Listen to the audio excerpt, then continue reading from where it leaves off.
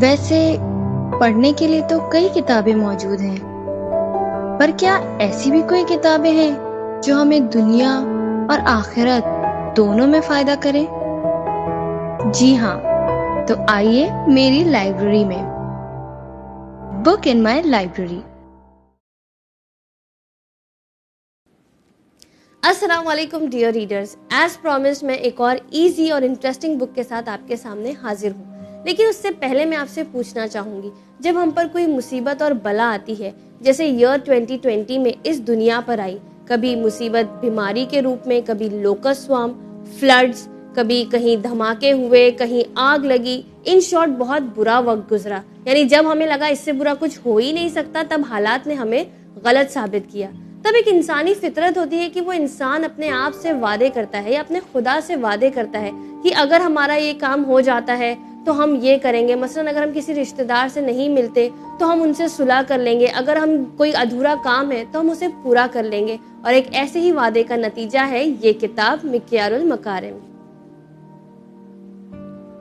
مولانا محمد تقی موسوی اصفہانی صاحب کو بہت زیادہ امام زمانہ علیہ السلام سے ملنے کا شوق اور جذبہ تھا، اور وہ چاہتے تھے کہ امام زمانہ علیہ السلام کے بارے میں ایک ایسی کتاب لکھے جو لوگوں کے بہت سارے ڈاؤٹس امام زمانہ علیہ السلام کو جو لے کر موجود ہیں انہیں وہ دور کر دے۔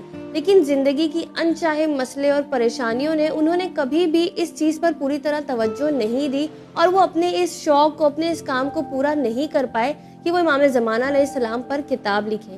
لیکن جیسے کہ میں نے آپ کو پچھلی بار بتایا تھا، کمال الدین و تمام النعمہ کی کتاب امام زمانہ علیہ السلام میں خواب میں آ کر کہا تھا کہ اس کتاب کو لکھو، ویسے ہی اس کتاب کو بھی امام زمانہ علیہ السلام نے ان آتھر کے خواب میں آ کے اس کتاب کو لکھنے کے لیے کہا۔ لیکن فرق صرف اتنا ہے، اس کتاب کا امام نے کانسیپٹ دیا تھا، اور اس میں امام علیہ السلام نے اس کا نام تک بتایا، مکیار المکارم فی فوائد دعا للقائم، یعنی perfection of morals Umang the benefits of praying for قائم علیہ السلام۔ یعنی آپ یہ سوچ سکتے ہیں کہ اگر اس کتاب کا نام امام دے رہے ہیں تو ظاہر ہے اس کتاب میں موجود ہونے والی چیزیں بھی امام علیہ السلام کی طرف سے ہی ہیں۔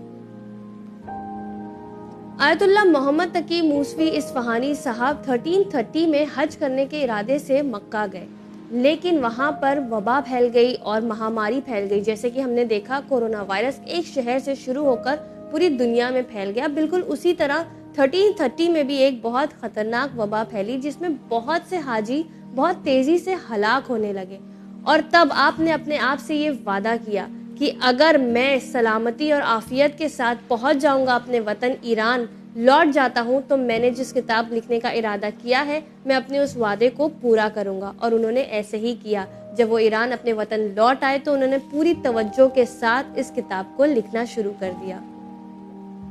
حالانکہ آپ کی زندگی صرف 47 ایئرز کی تھی، یعنی اتنی مختصر سی زندگی۔ آج ہم دیکھتے ہیں ہمارا 30-35 سالہ نوجوان جو ہوتا ہے وہ دنیا کی رنگینیوں میں یا دنیا میں اس طرح مشغول ہوتا ہے کہ لگتا ہی نہیں کہ یہ امام کا ماننے والا ہے۔ وہی اتنی کم عمر میں ان آتھر نے اتنی بہترین کتاب لکھی اور اسے پورا کیا، جو بھی اپنے آپ میں بہت بڑی بات ہے۔ اگر میں آپ کو یہ کہوں کہ آپ ایک امام زمانہ پہ پیراگراف ہی لکھ لیں یا کوئی حدیث ان کی اوتھینٹسٹی کے ساتھ لے آئیں تو یہ بہت زیادہ مشکل کام ہوگا، کیونکہ ہر کوئی اس طرح سے نہیں لکھ پاتا۔ ہم میں سے بہت سے لوگ تو امام زمانہ سے اس طرح سے واقف ہے ہی نہیں کہ ہم ان پر کتاب لکھ سکیں۔ تو یہ سوچنا کہ کتاب لکھنا کون سی بڑی بات ہے، غلط ہے، کیونکہ کتاب لکھنا اپنے آپ میں ایک بہت بڑا کام ہے۔ جیسے کہ ہم انگلش میں وہ کہاوت ہے نا، پین از مائٹیئر دین سورڈ، یعنی جو آپ کا قلم جو انقلاب لا سکتا ہے وہ جنگ و جدال نہیں لا سکتا، اور کتاب لکھنا انہی میں سے ایک ہے کہ یہ انقلاب برپا کرتی ہے۔ تو انہوں نے اتنا بڑا کام اپنی مختصر سی زندگی میں انجام دیا اور ہمارے لیے یہ تحفہ چھوڑ گئے۔ Now it's time to get inside the book۔ لیکن اس سے پہلے میں آپ سے ایک بات شیئر کرنا چاہوں گی کہ امام زمانہ علیہ السلام اس کتاب کو لکھنے کے لیے خواب میں آ کر کہہ رہے ہیں کہ اس کتاب کو لکھا جائے۔ یعنی آپ سوچ سکتے ہیں کہ کتنا ایلیویٹڈ اور کتنا بلند مرتبہ ہے ان آتھر کا کہ امام آ کے ان کے خواب میں کہہ رہے ہیں کہ ایسی کتاب لکھو، اس کا یہ نام رکھو۔ And how fortunate are we کہ ہم کو ڈائریکٹلی امام کے ذریعے سے یہ کتاب حاصل ہوئی ہے، یعنی جو کچھ اس میں موجود ہے ہم کو امام نے بتایا ہے۔ اس سے ایک بات اور ثابت ہوتی ہے ریڈرز کہ امام علیہ السلام کو خوشی ملتی ہے جب ہم ان کے بارے میں ذکر کرتے ہیں، جب ہم ان کی بات کرتے ہیں، تو امام علیہ السلام اس چیز سے بہت خوش ہوتے ہیں, وہ چاہتے ہیں کہ ان کے بارے میں لکھا جائے, پڑھا جائے, ان کا ذکر لوگوں سے کیا جائے. اب ایز کڈز, اگر آپ یوتھ ہیں, اگر آپ نوجوان ہیں, آپ ڈیفینیٹلی اس بک کو ریڈ کریں, اپنے پیرنٹس کو بتائیں جو نہیں جانتے, کیونکہ آج جتنا اویئرنیس اور تعلیم کا زمانہ ہے, پہلے اتنا زمانہ نہیں تھا اویئرنیس والا. تو آپ ریڈ کریں اور اپنے پیرنٹس کو اس بارے میں ضرور بتائیں کہ آپ امام زمانہ علیہ السلام کے بارے میں آپ نے کیا کچھ پڑھا ہے. یہ بک آتی ہے 2 والیومز میں, والیوم 1 اینڈ والیوم 2. والیوم 1 جو ہے بلو میں ہے, والیوم 2 گرین میں ہے. اگر آپ دیکھیں اس بک کو 8 پارٹس میں ڈیوائڈ کیا گیا ہے. 1 to 5 والیوم 1 میں موجود ہے اینڈ 6 to 8 والیوم 2 میں موجود ہے. تو شروعات میں ہمیں بتایا گیا ہے کہ امام علیہ السلام کی موجودگی ہمارے لیے کیوں ضروری ہے, ایک غائب امام کا کیا فائدہ ہے, اور کیا وہ چیزیں ہیں جو امام علیہ السلام ہم سے ایکسپیکٹ کرتے ہیں. امام علیہ السلام کا حق ہم پر کیا ہے اور ہمارا حق امام علیہ السلام پر کیا ہے.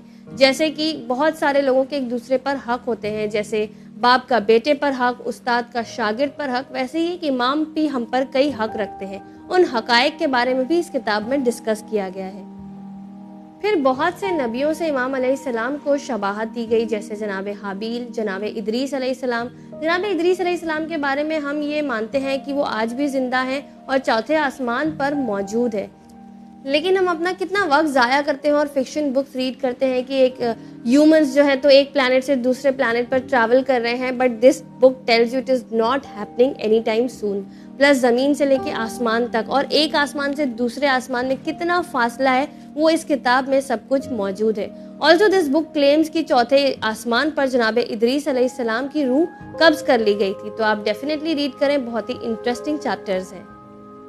اس بک میں آتھر نے کوشش کی ہے ہمیں امام زمانہ علیہ السلام کی معرفت کروانے کی, یعنی ان سے اور زیادہ ہماری پہچان بڑھانے کی کہ امام علیہ السلام کیا ہے, ان کی آشنائی ہمیں کروانے کی کوشش کی ہے.